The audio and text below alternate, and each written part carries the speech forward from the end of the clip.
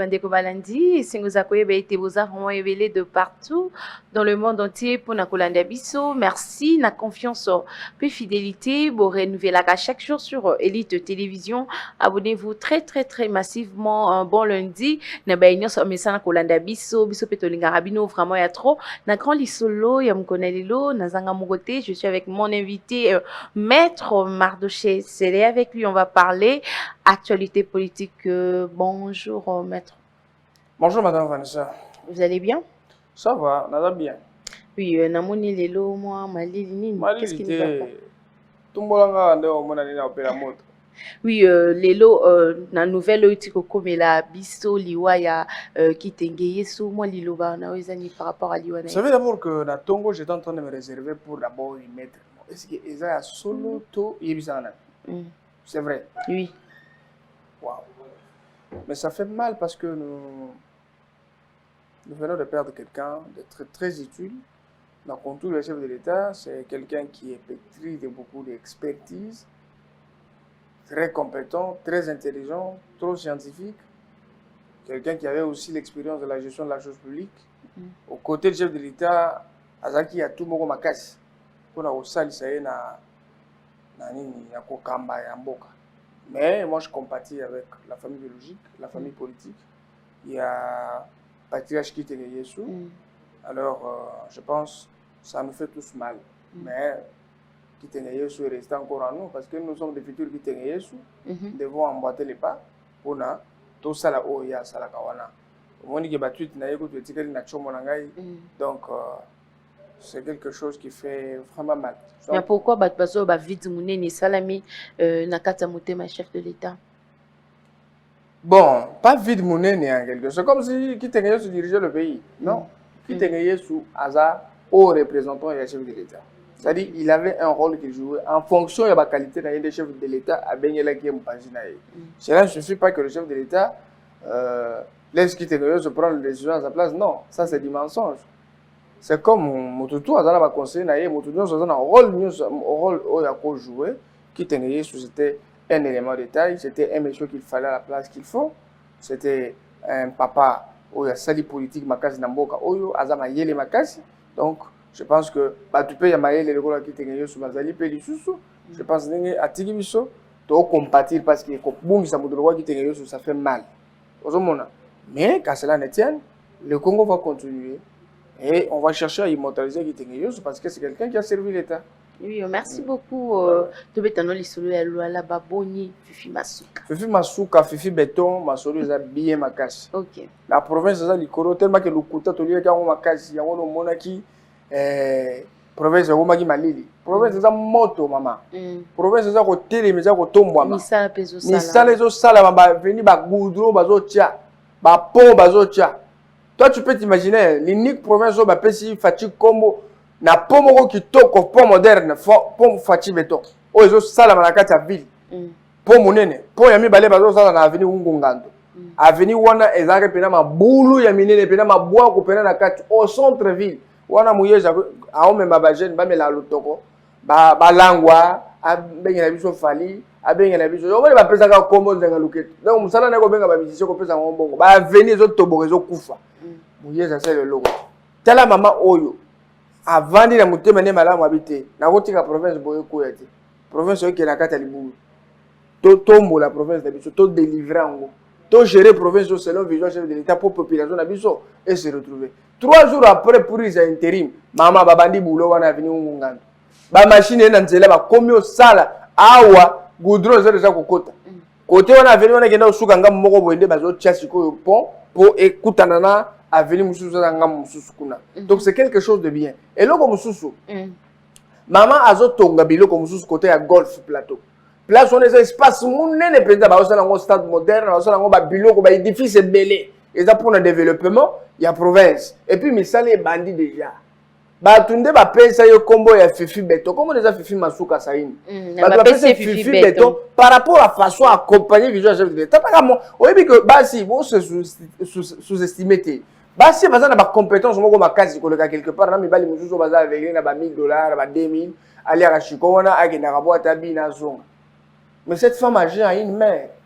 Fifi Masuka azangi mbongo akabelo te ya valeur ezali mbongo osomba biye ko kende poto eza mutuka bi ezali lopango pe ezali bana na ekutu bakola bana na ye babala bana na ye baza bien déjà pour na lokoso mbongo te Fifi Masuka zui commande la province ça pour na bolingo na développement ya province wana tala ka bati mutu moko boy kabiliste moko très avéré mbongo yo zeko na poche na ye on comprend batu ba souffrir ba venir courant mai yati mais maman oyo aye dans moins de 5 mois ba avancer eza ya kolouer ba avancer eza makasi eza kitoko batu bazo sepela banzela ba ko sala ba kura ba ko bongisa masolo amai ba bongisa atali masolo ba prisonnier awa bazo sala RN1 atina ki équipe moko RN1 eza nzela oyo eza en compétence nationale mais tala kaka gouvernement national esalaka eloko te mabulu pena mino de mituka ekweyaka bato badayaka nde Fifi alobi non c'est impossible et ça peut urgent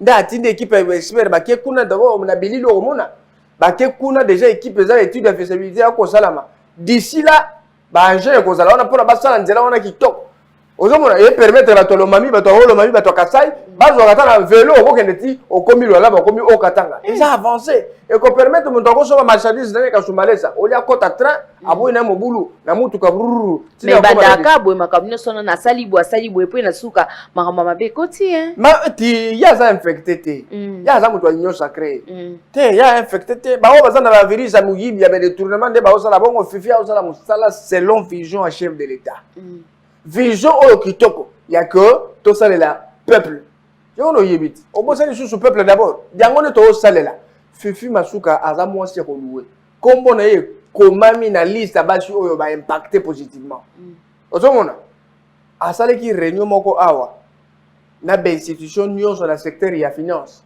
babi non yambalo yo faut recette ya province sa nini e mata po esali safati aluka azwa possibilité ya ko exécuter projet de société là.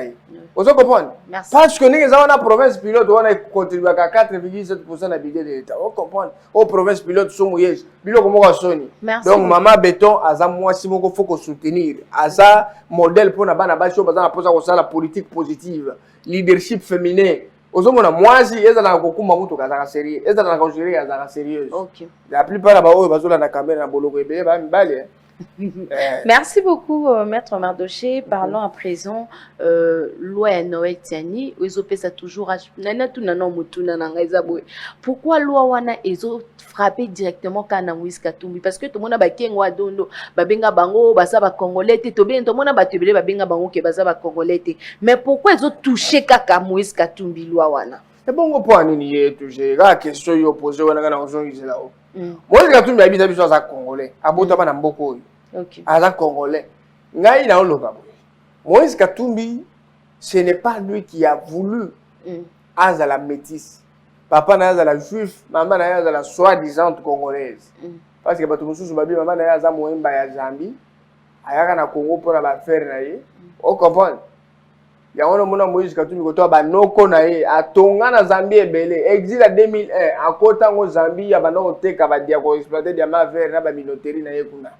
O comprendre? Alors lelo asa na mboko loko la personnalité politique ya Congo mboka na biso mboka ya Moïse Katumbi. Biloko proposition alors ya Noël Tiani docteur. Et ça invention te il y a ça mise à jour et article 17 ya manifeste en scellé. Contenu moko wana ndeza na kati ya nini ya proposition alors ya Tiani. Il n'a pas inventé. Les gens qui se prennent à Noël Tiani bazo ko finga et tout ça. Ba ko finga pour bazali na plan ko mboka. Parce que proposition nga lo baki boy. Avantage ya proposition wana c'est quoi? C'est que on se rassure de la protection ya l'institution na biso. To boyi ingérence na gestion ya ba ressources na biso to boyi makambu ya ke bayi bakabiso babo makabiso na est ndenge bato ba exploiter ba tantane to boyi makambu to la généraux moko boyo to douter na ye aza tutsi aza congolais aza rwandais o mutu ba congolais nde to boyi biso to na posa ba congolais lokwa ngalo wa yo lokwa Moïse Katumbi Moïse Katumbi a congolais te Moïse Katumbi a soutenir proposition ya ndeko na ye on a eu tchania ande ko ya Moïse Katumbi bala bango tout ba congolais proposition à loi ezaki to soki Moïse a dit à congolais donc il faut soutenir proposition à congolité parce qu'il n'y a rien là-bas ya mabe ezaki ba institution la biso ezala diriger na ba congolais né de père et de mère. Est-ce que Moïse Katumbi n'est pas congolais si seulement il devient président en public. Il peut être congolais pour ne pas être président en public, mais il est congolais. Alors, Azanana va plein de bambon, on a beaucoup d'habitude, on a moni qui va plein échoué et qui est échoué dans mon thème. Autant comprendre. Pourquoi il y a des commissions sur le bâtiment parce qu'il n'est pas l'unique métis. Il y a beaucoup d'habitude, ça a un bon et belle influence basée belé. On a basé belé. Na ko cité ba Congo, basé belé, baza ba vena kabitat. Ah congolais. Venanga muyambo ti otala bongo omona lokona okosela bango na ba ya solo venanga muyambo congolais venanga na nisusu vedo kengo dondo yekuto bunda ata 10 voix ya zone été on comprend donc il faut comprendre qu'on n'est pas congolais seulement lorsqu'on est candidat président de la République on est congolais même si on est chez soi à la maison mais on jouit tout le droit à Congo. Mais comme droit politique à un niveau accepte la situation yo accepte yo zanango qu'on s'est victimisé soi-disant ceux qui balobi la présidence revient au seul congolais qui est congolais qui parle jus sanguinis mais et ça m'a pété mais si qu'on a est-ce que l'on est colique les gars biso tout préparer ba tambour ba polo pour la marche de soutien. Il y a proposition à la loi sur la congolité. Et là, on était les bateaux boyo. Ceux qui continuent à la police, on a congolais moko boyo à Amundele. Autant il armée, on a congolais moko le roi tout le roi zo indeni mbunzu tiawa tout ça. To boyo biloko na. To la pose ba congolais. Mais si on est Daniel Safalobi jour ba on dit ma loi wana c'est consommé national le fait coup faye kangama. Aux apports ma propos na e. Toi aussi tu crois au propos de Daniel Safalobi? Je vous pose la question. Mais moi, écoutez, on dit mes propositions. C'est un comédien au sein de l'Assemblée nationale. Avant d'aller, moi, $100, moi, $1000, on a Kimia. Donc, ça ne tient même pas debout. Ça ne ressemble pas à un honorable député. Donc, ça sort d'une bouche peut-être d'un couloir a converti dans ce sens-là. Je l'ai peut-être la base, naïe. Base, base au bavoté. Non, non. Est-ce que ça vous représente quoi au Congo? Il peut représenter toujours pour sa base, mais pas pour le Congo entier. Il y a des gens très intelligents, très utiles. Il y a des gens très influents qui sont polis envers les Congolais. Il faut être poli envers son peuple. Il faut être respectueux envers son peuple. Au cas je vais brûler le pays. Qui dit le pays dit ses habitants. Ses habitants, ce sont nous, les Congolais. Oh, les gâteaux, un petit député comme ça. Oh, les mais je vous dis. Allez, non. Tokoli ayo. Ça, la scandaliser quoi. Ce sont des propos qu'on ne peut pas proférer. Un homme d'État, c'est un homme qui prêche par exemple par la noblesse, par les bonnes manières. Il ne faut pas importuner les Congolais. Et puis là, j'interpelle tous les politiciens, tant que vous regardez la télévision. Il ne faut pas manquer du respect aux Congolais. Ayez du respect envers les Congolais. Que les Canada propos tels que tu scandaliser Mboka. Toko brûler bokoyoka banani bakoyoka yondo koyoka parce que yondo za muke oza yo moko peuple basé belé bako tumba yo pe batumbi mutu kana yo bako sanctionner soit ba peso mandat ici mais batebele batelemi bazo soutenir Moïse Katumbi non délégation ba journaliste yebisanga délégation la délégation ba journaliste quelle délégation journaliste oh bazalé na chef de l'état ba comme na Moïse Katumbi ba soutenir écoutez toi tu sais qu'il y a des journalistes mendiants awa basé belé ils ne vivent pas du journalisme. Ils vivent du dialléluisme dans les journalismes. Ce sont des journalistes infinitésimales qui ne vivent même pas selon la déontologie professionnelle. Jacquindala. Batouana et Jacquindala d'abord, tout le monde est libre de faire sa politique. Jacquindala vient de faire son entrée en politique récemment ici. Je parle de l'immaturité politique et l'amateurisme dans la prise de position. On ne peut pas se faire passer pour un politicien parce qu'on peut passer à la télé, parler 3 français et c'est fini, créer des chansons hostiles, hein, et dire voilà, moi dans l'équipe katumbiste, c'est moi le stratège, c'est moi qui mûris des plans de soutien, et ainsi de suite. Non, c'est nos abons, des Olumba Solazei. Les abiloko mabé. Mais à point de vue, point de vue, on ne peut pas donner un point de vue dans le sens à incommoder l'honneur d'une institution, l'honneur de l'État, et puis salir le peuple. Que Oyo a attaqué Toko Finga. Oyo a Finga Toko Salaboy. C'est ça le message d'un jeune leader. Un jeune qui peut devenir animateur d'une institution demain. Non. Non. C'est peut-être ce sont des parvenus, ce sont des ramassis, des gens qui comprennent juste par rapport à la localité. Une localité creuse. Ils ont des logos importants dans la quantité. On le prend elle-même à l'ATC pour eux ensemble. Là, Maboko Basali Boy. Donc, c'est un merci pour le 1000, 2000 qu'il reçoit. Donc, il y a intérêt. Intérêt. Et qu'ils ne sont pas des Congolais par option ou par naturalisation. Ils sont Congolais par les Yusoli ou les Yusanguinis. Donc, cette histoire-là avec l'équipe des journalistes, les journalistes, c'est une autorité. C'est comme une doctrine. Ils ne peuvent jamais commander à l'autorité. Hein? Ils ne peuvent jamais imposer. Il fait des propositions. C'est soumis à l'intime conviction des décideurs. La politique de nous, jeunes d'aujourd'hui, tout ça, la politique, moi, est propre. Tout ça, la politique, il y a comme Mikiti Sarate. Mais est-ce qu'il y a Mikiti ici? Mikiti ici, Makasi. Oui. Naza capable de $10 000 ngamoko, 100 000 ngamoko, 5 000 ngamoko. Et puis, quand on a lati, politicien, on doit singate, na somba ngamoko. C'est-à-dire, ceux qui ont somba déjà costume, yomoko, cravate, chemise. Hein, on a la possibilité de consommer à vélo, à moto, ou soit au foot taxi. Personnel, yomoko, sali, no, ba course zongi. Au col, le col, la moto, le bon, on peut appeler ça $1. Au col, avec beaucoup de réserve parce que tu veilles sur ta personnalité. Chaque personne a une personnalité à défendre. Quand tu me places à communion pour à saliba sacrifice, je ne peux pas vous laisser à la sorte d'un individu pour quelque chose et commencer à dire n'importe quoi, faire des cancans, des raconteurs. Non. Au moment de l'initiative, il y a contre Tianira. Nous disons aussi non. Nous soutenons la proposition de Noël Tianima d'invitation jusqu'au bout. Et je peux dire que tous les Congolais qui soient de l'intérieur même de l'exercice soutiennent son opposition. Et ça va passer. On ne veut pas voir des gens à des origines douteuses. Ça va passer parce que Yom Tolobi dans une décision salami. Ça va passer, retient la date. D'accord, j'ai qui se sent mauvais, c'est mouche. Ok. Toi, tu es Congolais. Tu dis tu es Congolais. Oza Namboka Nayo. Sois à l'aise de faire ta vie. On n'est pas Congolais que lorsqu'on peut devenir. Est-ce que un Congolais est à l'aise? Non, pas ça, on a président de la République. Je ne suis pas Congolais.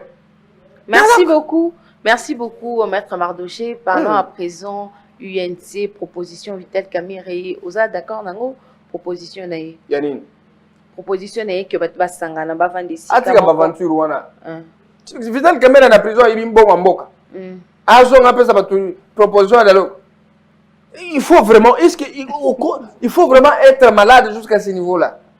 Il faut vraiment Moutou. Est-ce que Vital Kamerhe, même si les gens disent c'est un homme intelligent, un homme intelligent, non. L'intelligence sans sagesse, c'est une intelligence nulle. Une intelligence improductive.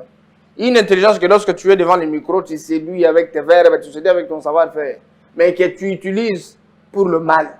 Non. Vital Kamerhe doit passer en prison, Batana Yewana. Asa la visa à côté, bah pékisiye. Mais est-ce qu'on a acte basala qui pour na marche ya jour na ba pandi bango.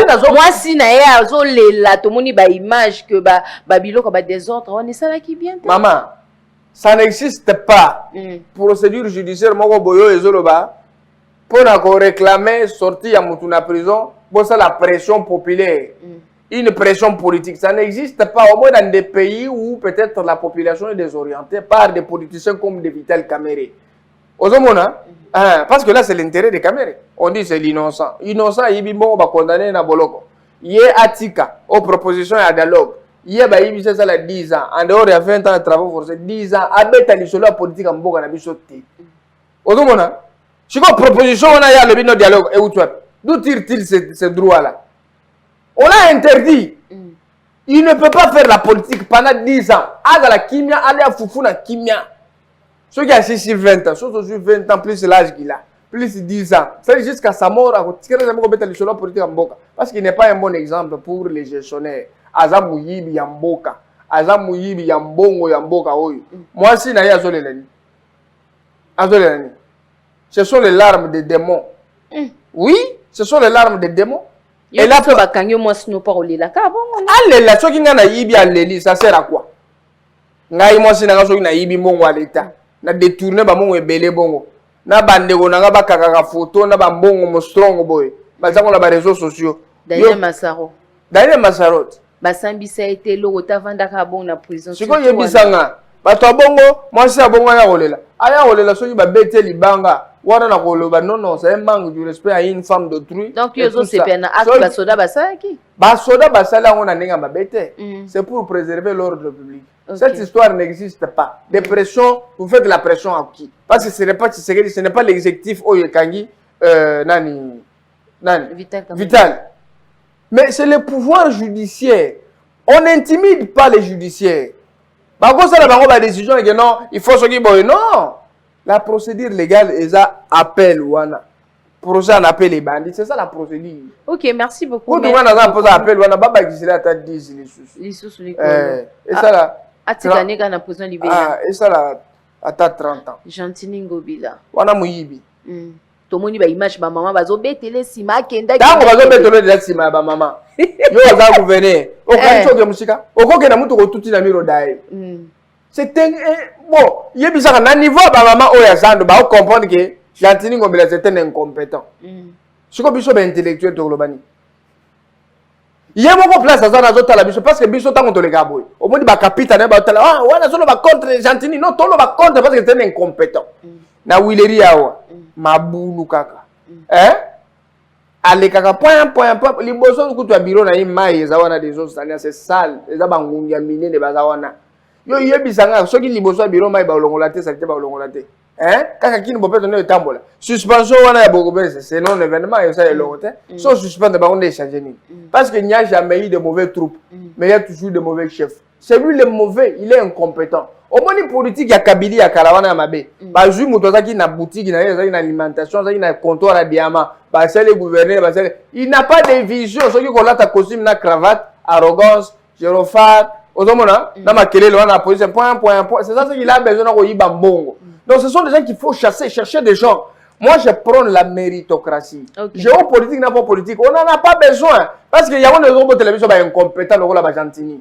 Les gens sont compétents. Au nom du principe de la méritocratie, quelqu'un qui est compétent, capable de changer des choses. Dans un mois, un homme compétent peut changer des choses ici. On a besoin de ce genre-là. Alors, c'est comportement gentil. Au moniteur fifi masuka changement ezali. Autant comprendre. Ne musafiri mususu ya maniema wana. Ba longola ye wana za muyibi kutwa yibi $123,000. Ba kanga ye batie boloko. Ba so ba o ya bien. Ba tia musalesa nini esala. Gentini na zo différence za te bazani moko. Différence za que Gentini lo ba français kitoko. Mais contenu en français c'est creux. Ba discours wana nyo za lokuta. Mais est-ce que okenda zo na cour constitutionnelle pas zonga na poste na ye? Nzambe nanga. Wana il faut que zo diable ko zo ngisa quand Jésus. C'est impossible. Zoé Zonga Wapi. Il est déjà déchu. On a instruit au ministre de l'Intérieur à organiser des élections partout. Député Moussou, c'est union sacrée. Quand tu viens de la Boya, il y a accompagner le chef de l'État. Donc, Gentini Ngobila, pour être bref, moi, je soutiens la démarche de l'honorable Mike Mkebai. Quand tu as relouqué tout ça là-bas, tout sangana. Parce que papa, on est fort à Kende. Le temps est égal, il faut qu'il y ait bonga, qu'il y ait la bien engala. Maman, ba prince c'est le temps ba qui pose, ba o tata ba fontaine maman et ça la gaboye, na bouteille pe la gabaminda. Excusez. Ba ni ba bilo connaît la propre. C'est difficile, créativité là ozate. On se la biso ba show na ba nini ya rouge na pembe to ya biso na ba nini ne change quoi. Ya kone ko bomba ngongi, ya kone per sa moteur, ya kone ko bongisa ba kano, ya kone ko bongisa otika biso. Papa on est fois longwati que la batu ya union sacrée et puis la union sacrée paye ba incompétent pe bazana kata union sacrée bazo la biso mutu parce que za union sacrée te bazo mutu na kata union sacrée mais mutu oyo aza capable ou aza compétent ou expérience c'est l'expérience acquiert mais la compétence c'est une qualité. Merci beaucoup Toko Minasuka Lilobano izani ni na numéro de contact na beneso bazan besoin contacter numéro na ngai ezali 09 73 27 84 73 09 73 27 84 73 Lilobalanga ya suki zaboy. Ndeko Moïse Katumbi Chapo. Non, le président de l'Assemblée Agande Gonabiso congolais. Je ne trouve pas pourquoi il est agité. La congolité, il y a la congolais. La congolité, il fait partie de la congolité, non? à soutenir proposition ya Ndegonaye, atika ko s'agiter tout ça. On n'est pas congolais que lorsqu'on est candidat à la cause comme président de la République, on est congolais même si on est chez soi à la maison. Et là, il y a mis balai, qui ne compte pas sur les chefs de l'État. Non, non, les Congolais sont libres de faire leurs propositions de loi. C'est pour faire avancer le pays. Parce qu'il n'a pas inventé. Bah, tu peux la réseau social, bah, tu peux instrumentaliser. Parce que Moïse Katumbi ne devrait pas laisser son équipe là pour les un message hostile, tout ça. Non, c'est aussi une façon d'agiter les gens à la Babylone comme on va m'aider. Et là, je félicite maman Fifi Masuka, Saini, le gouverneur du Lualaba, pour le travail et l'engagement. Dans moins de 4 mois, un changement total et puis ma Cambodge en ordre. Okay. Ah. Et là, on a Yasuka, et ça que tout soutenir, bande qu'on a besoin de tout compatir na bango. Merci beaucoup Bozaki vraiment ebele à kolanda émission mkonalelo ceux qui bosepeli na ba image mkonalelo to pesa bongo merci à Badjo beaucoup merci aussi à Némi Liwata d'ici là portez-vous bien à bientôt bye.